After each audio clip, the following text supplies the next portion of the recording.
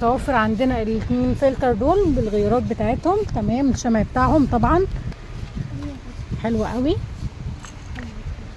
جبنا لكم الفلتر ده. الفلتر ده بحنفيه.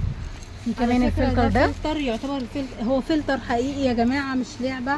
لان في فلاتر بتبقى بره بتتباع على انها فلاتر، لكن هي حرفيا ملهاش علاقه بالفلاتر، هي منظر بس. جميع طبعا وصلات الحنفيات والمضخه والكعب السيليكون والحنفيه الفلتر. الحنفيات دي طبعا معروفه، جميع وصلات الحنفيات. ومانع الروايح اللي في الثلاجه، مانع روايح الثلاجه. وكمان اوريكم كمان وصلات الحنفيات الثانيه.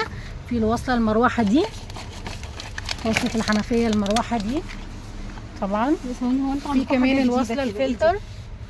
بصوا دي فيها كذا، يعني اللي هو الدرجات دي بتتفلتر الميه من خلالها. كمان الحنفيه الرشاش دي، وصله الحنفيه الرشاش دي جميله جدا، بتوزع الميه. وفي كمان دي طبعا ولا اروع، دي تحفه جميله جدا.